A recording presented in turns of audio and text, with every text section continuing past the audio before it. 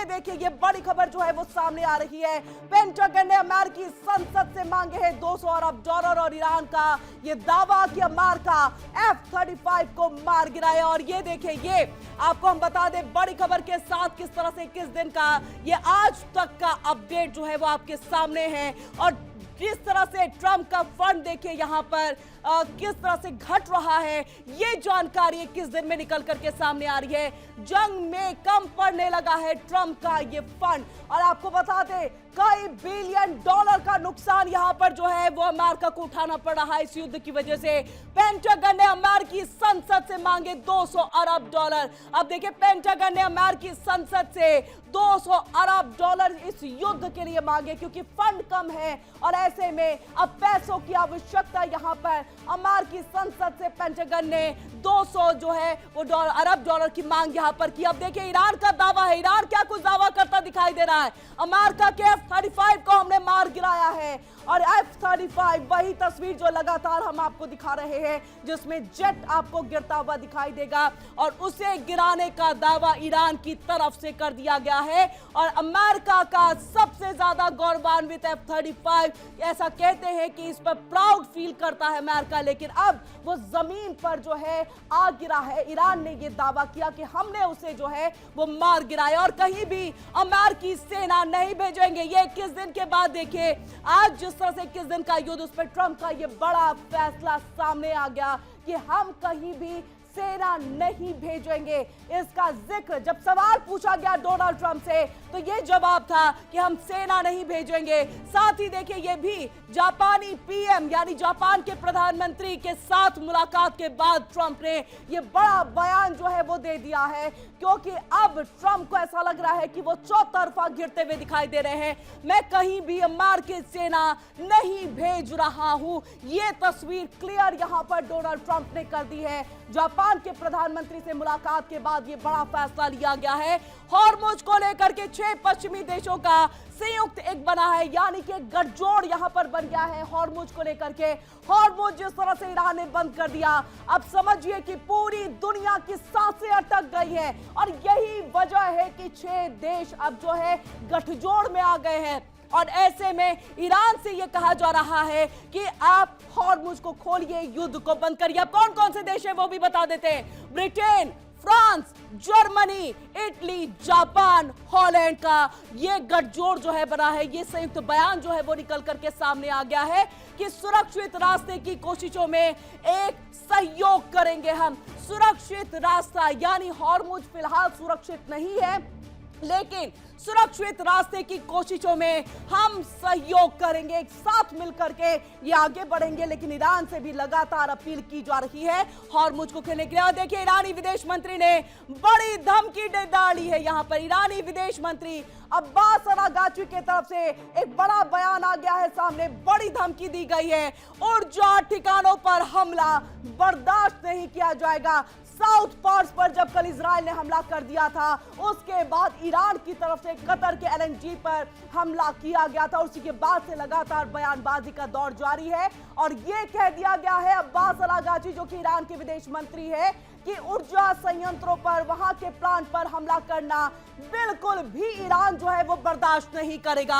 और ऐसे हमलों पर संयम नहीं बरतेगा ईरान। अब्बास अरागाची की तरफ से ये बड़ा बयान, बड़ी धमकी जो है वो दे दी गई है कि अगर इस तरह का हमला हुआ, अगर आपने अर्थव्यवस्था को नुकसान पहुंचाने की कोशिश की, अगर आपने आर्थिक तौर पर नुकसान पहुंचाने की कोशिश की, अगर आपने जो मूलभूत सुविधाएं हैं उस पर अगर आपने निशाना बनाया उसको, तो समझ जाइए इसको हम बिल्कुल भी बर्दाश्त नहीं करेंगे। हमने अपनी ताकत का छोटा सा हिस्सा इस्तेमाल किया है, ये कहना है यहां पर अब्बास अरागाची, जो कि विदेश मंत्री हैं ईरान के। और ये कह दिया गया है कि ऊर्जा संयंत्रों पर, उसके प्लांटों पर हमला नहीं होना चाहिए। अब ऐसे में मिडिल ईस्ट की जंग में अब एक ऐसा मोड़ सामने आ गया जिसने अमेरिका के दावों पर ही सवाल खड़ा कर दिया है। अब क्या दावा अमेरिका की तरफ से किया गया था वो हम आपको बता दें।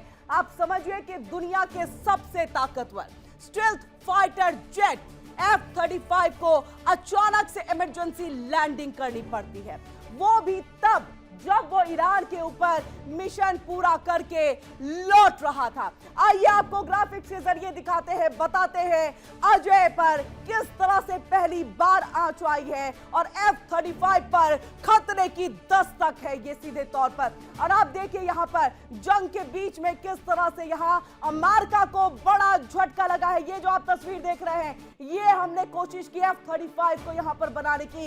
ये है स्टेल्थ फाइटर जेट जिस पर सबसे ज्यादा भरोसा करता है अमेरिका, अमेरिका की सेना, अमेरिका के प्रेसिडेंट। और ऐसे में देखिए इसे अजय कहा जाता है कि कोई इसे मार नहीं गिरा सकता, कोई इसे देख नहीं सकता, इसकी इतनी ताकत है, इसकी क्षमता जबरदस्त है। लेकिन अजय पर पहली बार आज आप देख सकते हैं F-35 भी उसके ऊपर खतरे की एक दस्तक, एक घंटी जो है वो यहां पर बज चुकी है। अब ऐसे में जंग के बीच में अमेरिका को यह जबरदस्त झटका लगा, आसमान में टकराव। और देखिए मिडिल ईस्ट में F-35 पर यह खतरा जो है वो सामने आ गया है।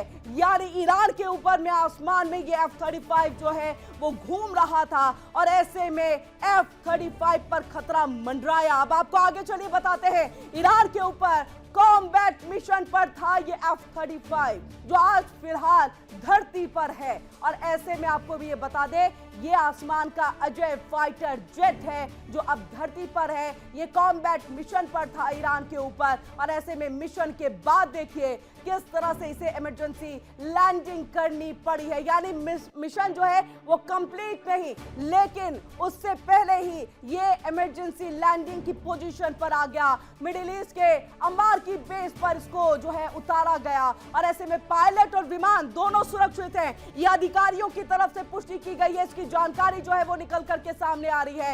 ईरानी फायरिंग की आशंका से हड़कंप मच गया है क्योंकि ईरान ये दावा कर रहा है F-35 अजय इस जेट को गिराने में हमारी बड़ी भूमिका और हमने ही यहां पर गोलीबारी की है, जिसके बाद ये आसमान का अजय जो है वो आज धरती पर है। क्या कुछ है खबर, दिखाते हैं अपनी इस खास रिपोर्ट में।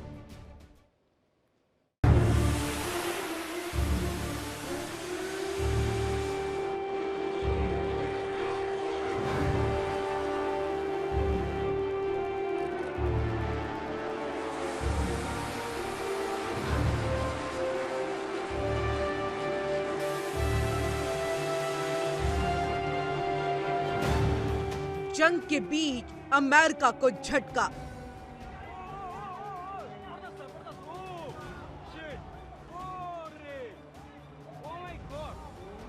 F-35 पर हमला।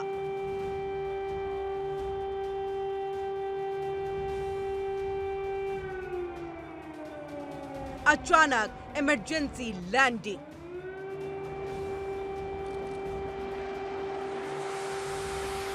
ईरान के ऊपर कॉम्बैट मिशन पूरा करके लौट रहा अमेरिकी F-35 अचानक खतरे में आ गया। मिडिल ईस्ट के अमेरिकी एयरबेस पर इसे इमरजेंसी लैंडिंग करनी पड़ी। अमेरिकी सेंट्रल कमांड ने कहा विमान और पायलट सुरक्षित हैं, लेकिन सवाल ये कि आखिर ऐसा क्या हुआ कि दुनिया का सबसे एडवांस स्टेल्थ जेट बीच मिशन में ही इमरजेंसी मोड में आ गया।